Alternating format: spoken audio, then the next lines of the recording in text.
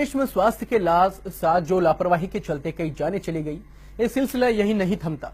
मरीजों के भगवान कहे जाने वाले चिकित्सक अब मरीजों से मोटी कमाई पर भी उतर आए हैं। कभी बेहतर इलाज के नाम पर तो कभी इलाज में गारंटी के नाम पर मरीजों से ठगी की जा रही है। ऐसे कई मामले अक्सर सामने आते रहते हैं, लेकिन इसके बावजूद सिस्टम में काम कर रहे लोग बिंदास लूट रहे हैं। वहीं मरीज अपने आप को ठगा सा महसूस कर रहे हैं। आज हम आपको जोधपुर जिले के तिवरी गांव का एक ऐसा ही मामला दिखाते हैं। इलाज के नाम पर फिर ठगी। गर्भवती महिला से नर्स ने की ठगी। जोधपुर के तिवरी गांव का है मामला। स्वास्थ्य केंद्र की नर्स का ऑडियो हुआ वायरल।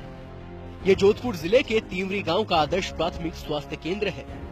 यहाँ मरीजों के भगवान कहे जाने वाले डॉक्टर और नर्सिंग स्टाफ मरीजों का इलाज करते हैं।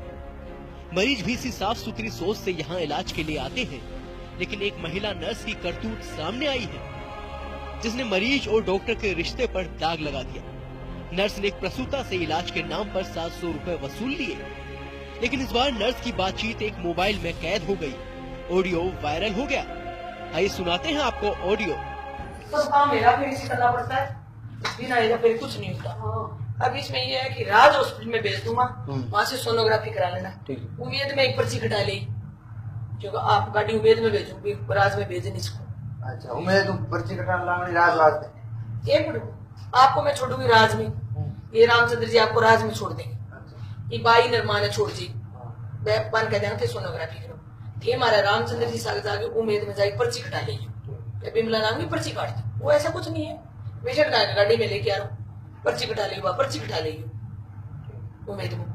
और क्या करेगी, सोनोग्राफी हो जाएगी। ये फटो राज जा रहा लेके। अच्छा, अब रही बात यहाँ पर प्राइवेट गाड़ी लेके जाओ, 1500 रुपए दे, 700 रुपए।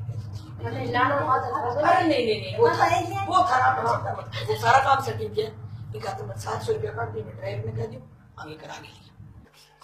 जितना जल्दी हो उसका डायरी ला दो।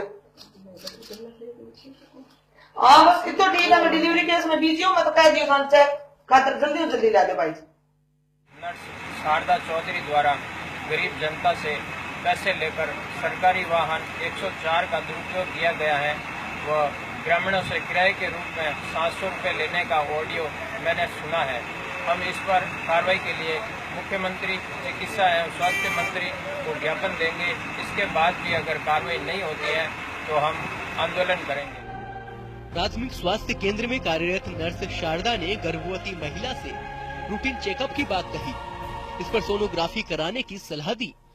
गांव से बाहर यानी जोधपुर में सोनोग्राफी कराने के लिए महिला को 104 सरकारी वाहन में भेजा और 700 रुपए की वसूली कर ली।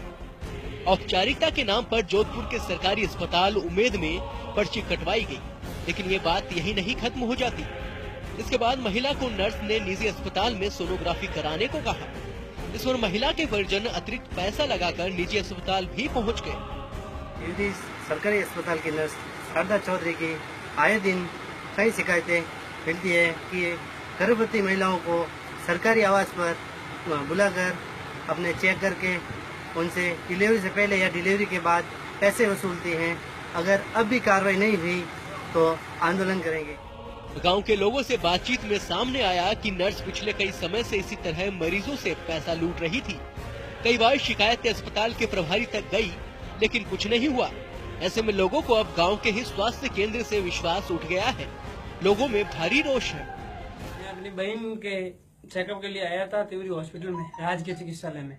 तो वहाँ पर क्या है, इन्होंने कहा कि भाई सोनोग्राफी करवानी पड़ेगी। यहाँ तो तिवरी में तो सुविधा है नहीं, तो यहाँ सोनोग्राफी के लिए जोधपुर के लिए इन्होंने कहा कि जोधपुर जाना पड़ेगा। तो उसके लिए क्या है कि हमने कहा प्राइवेट गाड़ी लेके जाएंगे। तो इन्होंने बोला कि भाई आपको सरकारी गाड़ी ले जाओ और 700 रुपए दे देना। 700 रुपए लेकर और कहा कि सरकारी गाड़ी भेज देती हूँ और उम्मीद हॉस्पिटल में जाकर वहां से पर्ची कटवा लेना और आप आगे राज हॉस्पिटल में जाके वहां से सोनोग्राफी करवा लेना। और उम्मीद हॉस्पिटल में भीड़ रहेगी या कुछ भी, उन्होंने जो अपनी निजी स्वास्थ्य के लिए ये काम किया।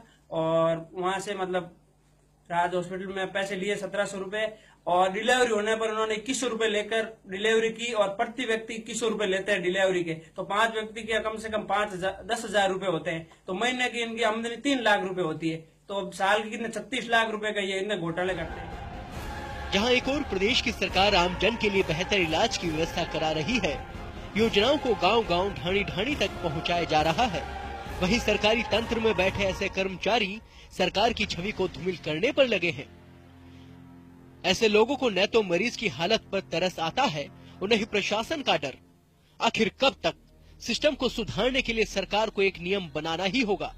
एपीओ की बजाय निलंबित करने का कड़ा फैसला सुनाना होगा, ताकि आमजन को राहत मिल सके और कर्मचारियों में भी भय व्याप्त हो। एवन टीवी के लिए सत्येंद्र सिंह राजपुरोहित की रिपोर्ट।